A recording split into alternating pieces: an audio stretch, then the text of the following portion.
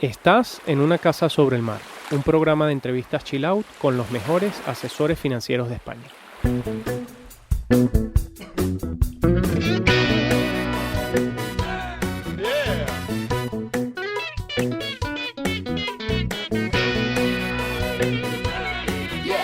Hola a todos, bienvenidos a un programa más del podcast Una casa sobre el mar, patrocinado por Lombia Capital. Como siempre, saludamos a todos nuestros oyentes, asesores, inversores y todos aquellos interesados en tomar decisiones inteligentes de inversión. Hoy volvemos a la carga y lo hacemos con un asesor financiero madrileño de pura cepa, de esos que ya no se encuentran tan fácilmente gracias a que Madrid ha acogido a muchísima gente de todos los rincones de España. Benito Cabrera, quien tiene más de 16 años de experiencia en nuestra industria. Ya vamos a conocer más detalles acerca de Benito para lograr nuestro principal objetivo, que es conocerle desde un punto de vista más personal y humano. Nosotros somos Francisco Rodríguez e Iván Díez. Gracias como siempre por acompañarnos una vez más y empezamos.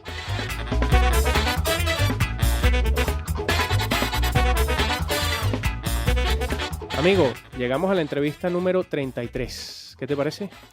Pues sumando, la verdad. Esta segunda temporada está siendo muy reveladora y muy divertida. Nuestros oyentes e invitados no lo saben, pero ya estamos empezando a preparar la tercera temporada que estrenaremos después del verano. Así es, no desvelemos nada por ahora, ¿okay? Nuestro invitado de hoy, Benito Cabrera, asesor financiero de amplia experiencia, a quien te dejo presentar, Iván. Pues sí, ya lo decías antes, Benito nació en Madrid y es uno de esos casos poco común, donde es casi la tercera generación de madrileños. Sus padres son de Madrid, ambos, y sus abuelos llegaron a la ciudad siendo muy jóvenes. Benito ha hecho la especialidad de finanzas en quinto de carrera de empresariales y prácticamente desde que acabó el servicio militar en 1993 estuvo en departamentos administrativos, financieros, con diferentes responsabilidades. Y en uno de ellos fue director financiero de una de las filiales de Mitsubishi Motors. Y nos cuenta que el banco principal con el que trabajaban allí era Bankinter, y de esa forma conoció mucha gente en la entidad. Luego estuvo en una cadena de supermercados, Supersol, como controller, y por casualidades de la vida, cuando deja ese puesto de controller, se cruza con un directivo de Bankinter, quien le cuenta acerca de la figura del agente financiero. Y ya lo demás es historia. Benito emprendió un nuevo reto con 39 años en Bankinter y ya ha cumplido más de 16 años en la entidad. Además, Benito tiene predilección por los fondos de inversión y el negocio inmobiliario. Y tenemos el inmenso placer de contar con él hoy en el estudio, además, de manera física. Así que, Benito, bienvenido. Buenas tardes. Muchas gracias por la invitación. Eso lo agradecemos doble, ¿eh? Que te hayas acercado hoy aquí físicamente, Sí. porque se hace todo mucho más ameno también. Esto es muy fresco, como ves, pero se hace mucho más ameno. Oye, Benito, nosotros hemos preparado unas preguntas que, como decía Iván, ¿no? Queremos conocer cómo has llegado al sector, tu experiencia, ¿no? Y algunos temas interesantes. Yo te hago la primera. Revisando tu perfil para preparar esta entrevista, nos dimos cuenta que a pesar de tu dilatada experiencia como asesor financiero, antes estuviste en industrias completamente distintas, ¿no? Ya lo contaba Iván cuando te presentaba. Esto nos parece particularmente interesante porque seguro que esas otras etapas te aportan una visión mucho más complementaria, ¿no? Y deja alguno de nuestros sesgos de lado. Cuéntanos, Benito, ¿cómo fue esa transición y qué balance haces hasta la fecha? Si ha merecido la pena, ¿no? También. Sí, no, mereció muchísimo la pena. Al principio, pues, ¿qué te voy a contar en España? En España ser emprendedor es un castigo divino, ¿sabes? Y me costó muchísimo porque además yo al principio ni siquiera tenía despacho físico. Entonces, que te levantes, por ejemplo, a las 7:30 y sabes que te vas a ir al cuarto al lado de tu casa, ¿sabes?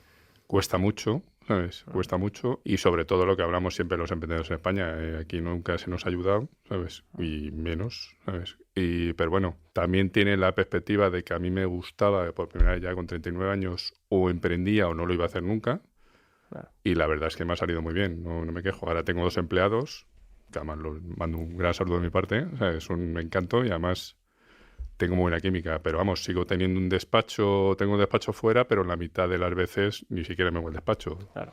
Claro. Es un trabajo muy diferente a lo que estás acostumbrado, porque yo a los clientes los veo muchas veces en cafeterías, en su casa, que es lo que hacemos normalmente la mayoría de los agentes, mucho más personal que una oficina. Sí. Entonces estamos acostumbrados a ir a los despachos muchas veces. Claro. Además se dice que el negocio se hace fuera, no se hace en el despacho. Efectivamente. Hay que estar... Efectivamente, nosotros somos el que siempre se ríe en el banco. Yo me acuerdo cuando antes abrían las cuentas corrientes llamando por teléfono. Y me decían, Benito, estás en otra cafetería. Y yo, es que se escuchan, abrían las cuentas una cafetería. Se escuchan los platos atrás. Sí, anda que no se han firmado contratos importantes. Efectivamente, yo sigo, sigo quedando en las cafeterías, restaurantes y con los clientes.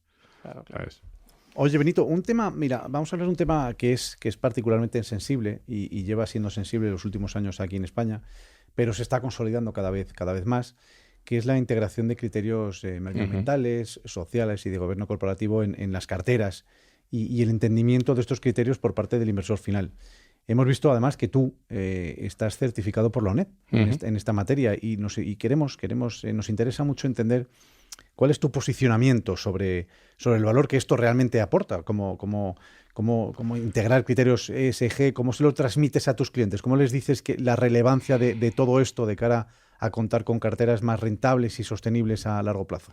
El problema de ESG todavía en España es que no está nada integrado, en el sentido de que sí, los fondos de inversión van por delante del cliente y además, desgraciadamente, tenemos un problema, que es la guerra de Ucrania. O sea, la guerra de Ucrania nos ha transformado totalmente los criterios ESG. Antes tengo clientes que te preguntan industria de armas, ¿sabes? Pues, lógicamente, pues... Y al final, pues tienes todas las carteras, lógicamente, con criterios ESG. Casi todas las internacionales lo tienen ya. Casi todos los fondos lo tienen. Y entonces está costando bastante. Lo que sí se está haciendo cada vez más en España es quizás la parte de la G, la gobernanza, ¿sabes? Es decir, que ya los fondos de inversión empiezan a tener, lo hemos visto, por ejemplo, con Iberdrola hace poco, empiezan a tener cierta preponderancia en la Junta de Accionistas para una serie de cosas que no les gusta, pues tener voz, ¿sabes? Que es un tema que quizás falta en la independencia. Lo que se llamaba antiguamente los consejeros independientes, que nunca eran independientes, ¿sabes? Ahora sí se está empezando a ser los consejeros de verdad independientes.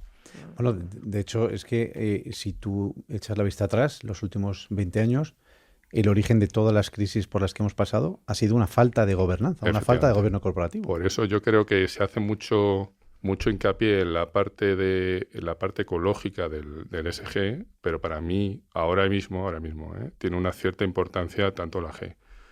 Y ahora mismo incluso con la guerra de Ucrania, todo este tema de que ciertos flujos de dinero, ¿sabes?, se muevan mucho mejor gracias a las gestoras de fondos de inversión que están en empresas, mucho mejor que antes, ¿sabes? Y te lo piden los clientes, Benito. O sea, ¿hay algún...? Sí, los clientes empiezan a pedir, pero todavía tímidamente. Sí, ¿sabes? Todavía no está integrado en la mentalidad. Y además, lo que te digo, yo creo que desgraciadamente con la famosa guerra esta, que además dolor de cabeza ya que vamos a contar de los mercados, sí, se ha echado un poco para atrás, ¿sabes? Estaba como un poco ya la parte ecológica, por decirlo así, de ESG, lo tienen los inversores un poco apartado hasta que nos centremos. Desgraciadamente es así, porque mira, el propio gobierno te habla de carbón, por poner un ejemplo, ¿sabes? Te digo, lo teníamos anticuado, o petróleo, vuelven a hablar, ¿sabes? Es decir, que las renovables incluso están un poco en stand-by ahora mismo en el mundo, ¿sabes? Desgraciadamente es así, pero para mí se ha quedado un poco parado el tema, ¿sabes? Oye, Benito, hablando de un tema que también, bueno, la sostenibilidad seguramente es muy relevante y entrando en un tema más de cómo nos comunicamos hoy en día con el cliente, con el inversor, ¿no?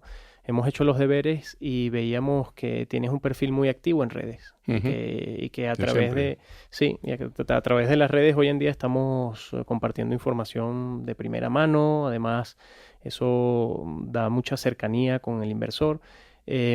¿Cómo crees que se está integrando todo esto en la actividad del asesoramiento financiero? Yo hubo una frase que me hizo mucha gracia en su momento, porque lo dije en una charla que hicimos en Congreso de ESPA en Valencia, que me tocó dar una charla, y dije, verdad, que los asesores que no estuvieron en redes sociales estaban muertos, fíjate, en 2012. Y todavía me acuerdo de muchos amigos míos, asesores y agentes, que no estaban ni en redes sociales ni, vamos, LinkedIn. Te hablo en 2012, ¿eh? Sí. LinkedIn era una cosa muy rara, ¿sabes? Te digo, yo estaba en LinkedIn y era muy raro que tuviera en España. Era muy americano, ¿sabes? Sí. La mentalidad del asesor financiero en LinkedIn era otro mundo. LinkedIn se cogía para el currículum. Uh-huh. O sea, para cambiar de trabajo, pero no era una herramienta claro. que ahora me parece una herramienta esencial. Sí. Y el cliente también acepta el cliente, sí. el vehículo, ¿no? De hablarte por WhatsApp o hablarte por sí, ¿no? Sí, yo los clientes los tengo, además están de verdad muy acostumbrados, desgraciadamente también el fin de semana, ¿sabes? Claro. Están muy acostumbrados al WhatsApp, ¿sabes? Claro. Te digo, yo el WhatsApp y ahora mismo es como lo primero que pregunto siempre en los hoteles cuando me voy fuera de España es si tengo wifi, ¿sabes? Te digo, el primero, lo primero para ver los WhatsApp, ¿sabes? Claro. Sí, nos ha ocurrido, venimos de Latinoamérica y de Miami y lo primero que hacíamos era si había Wi-Fi, porque si dices Wi-Fi no te entienden. No, Wi-Fi. ¿Tienen Wi-Fi? Éramos mendigos de Wi-Fi. Sí.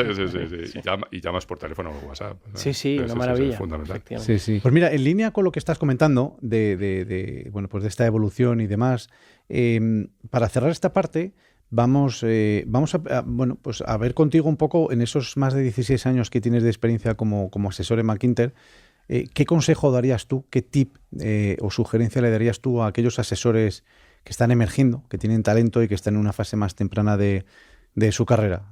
Seguro sabemos además que hay inversores finales dentro de nuestra audiencia que se están sumando cada vez más y más profesionales que nos escuchan y seguro que muchos de ellos están con ganas de saber lo que un perfil de tu veteranía les puede contar acerca de estos consejos. Yo lo principal que digo siempre a los clientes, fíjate, es la paciencia. Porque la paciencia, por ejemplo, un asesor financiero para mí tiene que saber educar a los clientes. Es decir, que cuando los mercados suben, tú tienes que tranquilizarlos y cuando los mercados bajan, tienes que tranquilizarlos. Sí.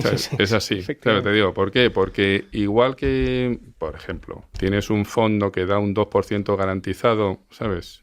Y les dices al cliente un 2% y la bolsa casualmente sube un 20%, y el cliente ultraconservador te recuerda que era ultraconservador hasta que la banca sube, hasta que la bolsa sube, pues te pasa lo contrario.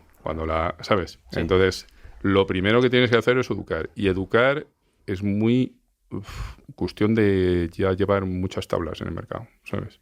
Hay que gestionarles esas emociones, que al final es importantísimo. Y por eso es verdad que los premios Nobel de Economía son todos últimamente de behavior, de conducta, ¿sabes? Porque es verdad que es muy complicado. Y tú mismo como asesor financiero, cuando baja, yo todavía me acuerdo del 2020 sudando tinta, ¿sabes?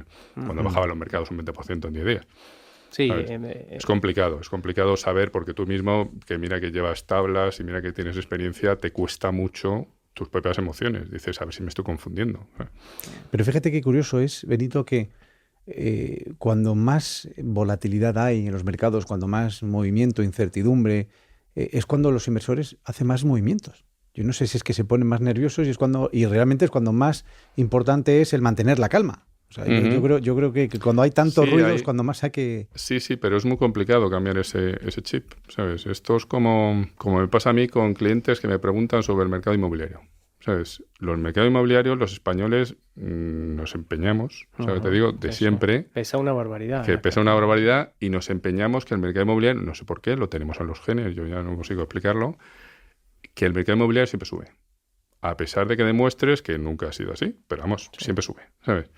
Entonces hay una serie de cosas que el inversor español es diferente. Yo, cuando tengo charlas con alguna gestora internacional, yo digo, es que el mercado español te tienes que acostumbrar que es diferente, no tiene nada que ver, ¿sabes? Se parece más al tú, que vosotros venís de Perú, el latinoamericano se parece más a un español que tú, por ejemplo, un francés. No tenemos nada que ver, financieramente hablando. No, pero fíjate, yo creo que lo hemos hablado muchas veces, yo creo que es por un tema de esas emociones que decías tú antes, como en el mercado inmobiliario, igual que los depósitos, como no ven un precio día a día, ese es el problema. Eso les da más tranquilidad y entonces se creen que no están perdiendo. Sí. Entonces es un tema de emoción. Sí, el que, por ejemplo, a mí me cuentan siempre los clientes esto de mi casa vale 340.000, ¿sabes? Pero en mi barrio valen 320.000. Y yo digo, bueno, te valdrá 320.000. No es que yo he hecho no sé qué reforma, no sé qué, no sé cuánto. Claro. Y siempre la mentalidad de que tu casa es diferente. Sí, vale, bueno. Entonces cuesta mucho, y costó mucho a la industria, yo que llevo 16 años, ha costado mucho que los inversores españoles inviertan en fondos de inversión. ¿Sabes? Costó mucho cambiar el chip, pero poco a poco, la verdad es que entre muchos compañeros, ¿sabes? Lo hemos conseguido, vosotras gestoras internacionales que entraron mucho, se ha ido cambiando la educación. Y ahora tenemos una educación mucho mejor que la que había hace 10 años. coinciden, ¿no? Tenemos siempre el comentario, la pregunta en los asesores que participan en las entrevistas, una cosa sobre el mar, y yo creo que todos coincidimos en que si coges el mercado hace 10 o 15 años, hay una mejoría palpable. Sí. Palpable. Otra cosa es que el margen todavía sea muy amplio para No, mejorar. pero hay una mejoría. Los clientes hace 10 años nadie te hablaba de Nasdaq. Por poner un ejemplo, ¿sabes? Ahora ni de prima de riesgo. Claro, de prima de riesgo. Bueno, verdaderamente, luego prima de riesgo fue luego hay, como llamo yo siempre, hay las noticias telediario, ¿sabes? Que la gente no las comprende, pero como se oye mucho, ¿sabes? Pues... Así es.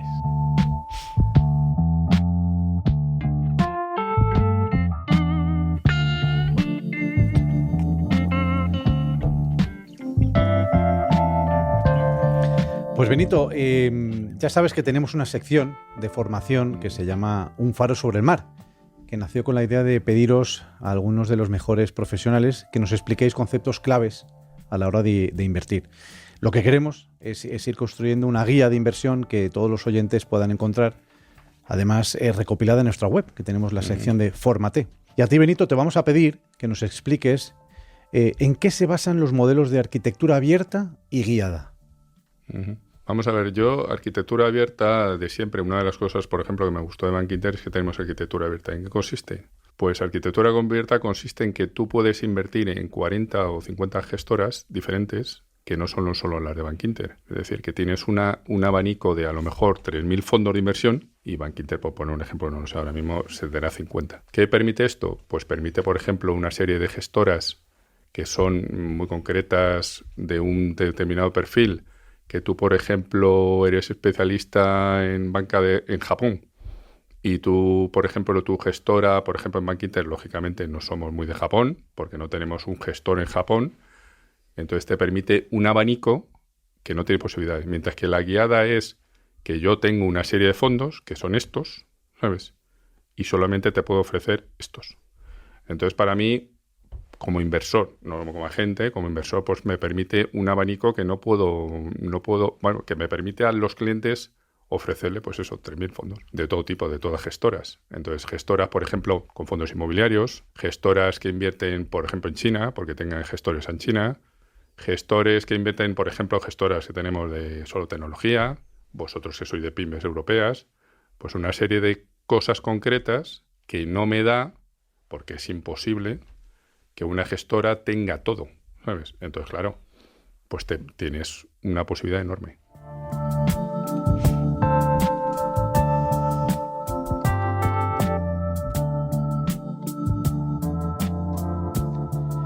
Benito, esta última parte del programa se adentra en una zona muy especial y también más relajada. Bueno, hemos estado relajados hasta ahora, ¿no? Sí, esto ha volado menos. El tiempo...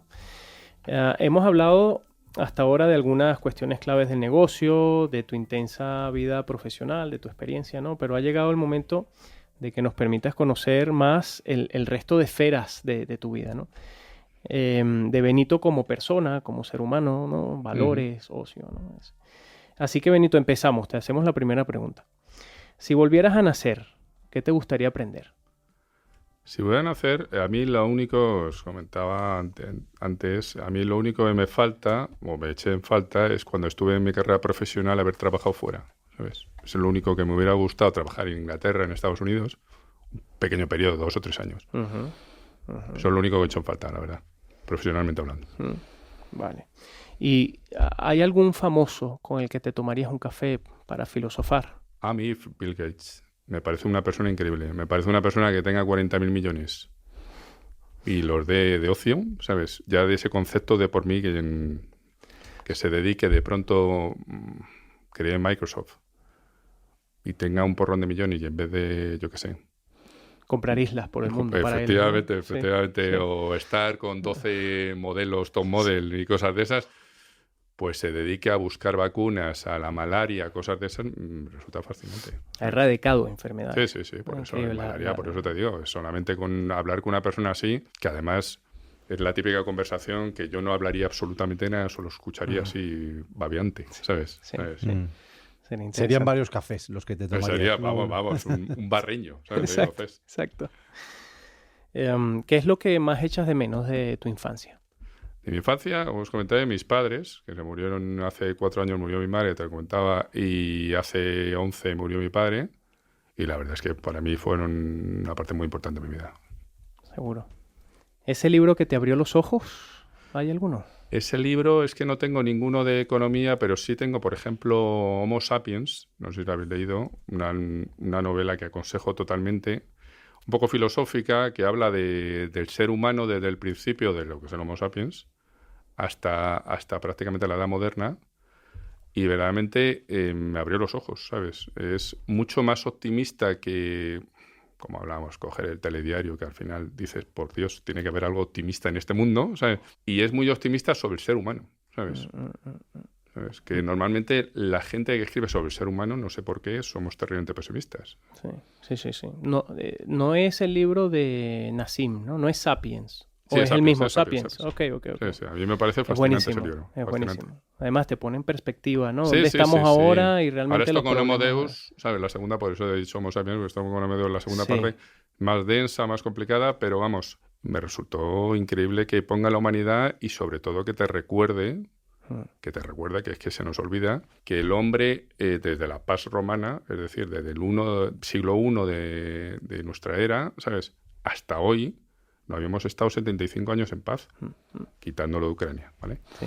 Pero vamos, son guerras pequeñas, ¿eh? Comparado con las bestiadas que se hacía hasta hace muy poco, hasta la Segunda Guerra Mundial. Es verdad. ¿Crees mucho en tu intuición, Benito? Si puedes darnos un ejemplo, si es que crees en ella. No, en parte sí creo en la intuición. Yo, por ejemplo, el 2020, yo es que soy de cuando los mercados todo el mundo dice que te salgas, entro, y cuando todo el mundo dice que entras, salgo. ¿Sabes? Te digo, sí soy de los...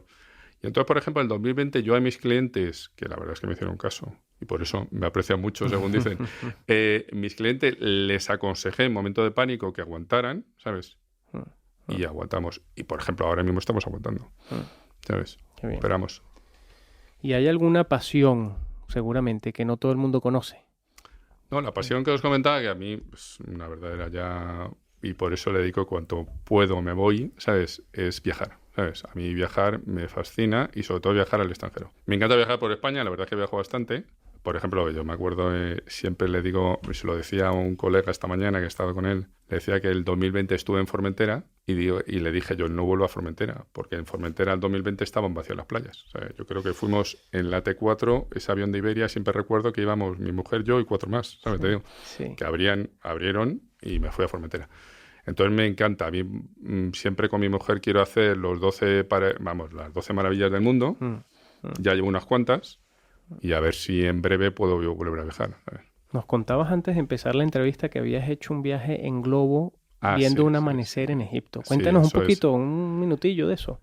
Pues eso fue fascinante porque hicimos un tour que fue 7 días en Egipto y 4 en Petra, 4 en Jordania. Y lo que hace es que si te gusta la historia de Egipto, y cosa que aconsejo a cualquier persona, que es fascinante, un país que estuvo 3.000 años sin evolucionar, 3.000 años, se dice pronto, y no cambió nada, ¿sabes? Y entonces te das cuenta, porque te viajas desde el Cairo, te coges un barco y vas bajando por el Nilo hasta la primera catarata, que en contra de lo que se piensa, las cataratas no son como Iguazú, sino las cataratas son que simplemente el Nilo no tiene nivel, prácticamente hay piedras, y es como una, ¿sabes? No es que caiga el agua desde abajo, ¿vale? Entonces no puedes cruzar con un barco de gran calado, porque no puedes. Entonces vas hasta la primera catarata, que es hasta la presa de Asuán, y vas visitando templos, empiezas por, y que os voy a contar de las pirámides de Gizeh, una maravilla, ¿sabes? Claro. Eso hay que verlo.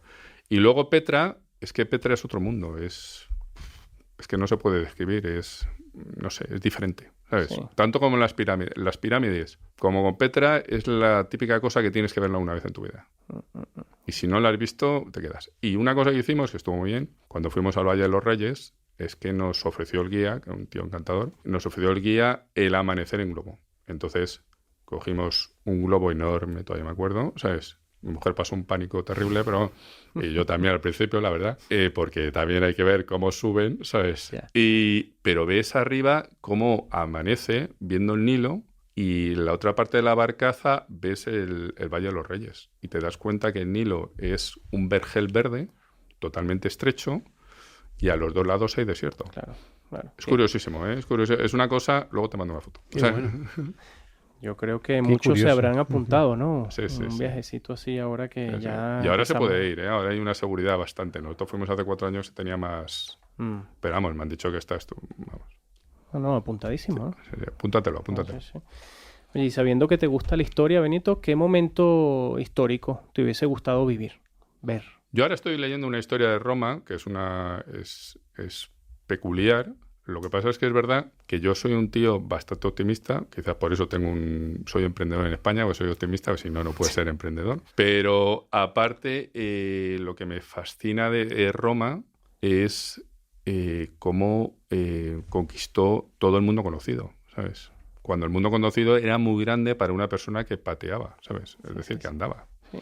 Y cómo todavía hoy en día seguimos utilizando, las calzadas romanas. Sí. Cualquiera que haga el Camino de Santiago las hace por las calzadas romanas. Espectacular. Oye, y una cosa para cerrar este cuestionario tan interesante. ¿Dónde construirías? Sabemos que eres de Madrid, pero seguramente hay algún sitio en la playa que te gusta. ¿Dónde construirías esa casa sobre el mar? Nosotros intentamos siempre ir una semanita a Cádiz. Hay un sitio que se llama Costa Ballena, que está al lado de Chipiona. Y es que a mí me encanta, a mí lo que más me gusta son tomar acedías mirando al mar, ¿sabes? Acedías son como lenguaditos pequeños con una cervecita mirando al mar. Yo ahí soy más feliz que no me encuentro más perdido. Me relajo totalmente, ¿sabes?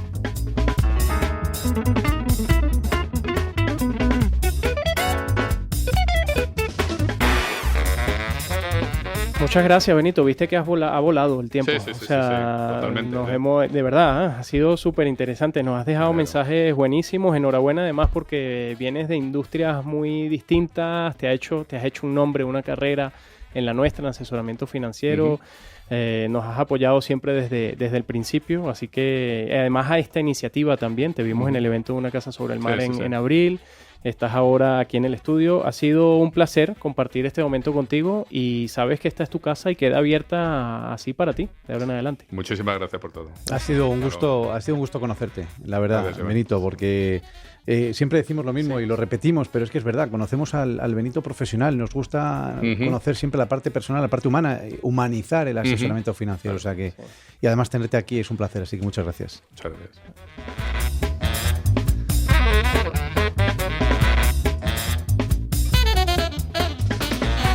Así continuamos con esta nueva travesía de nuestro podcast Una Casa sobre el Mar, un espacio producido y realizado por Lombia Capital.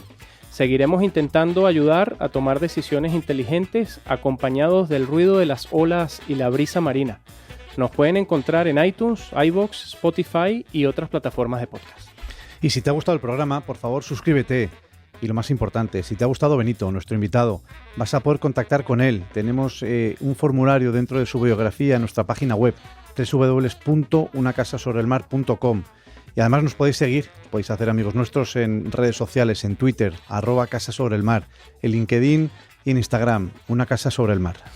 No nos cansamos de decirlo. Gracias a todos nuestros oyentes y seguidores por la confianza. Ustedes también forman parte activa de esta casa. Nos seguimos escuchando y hasta la próxima.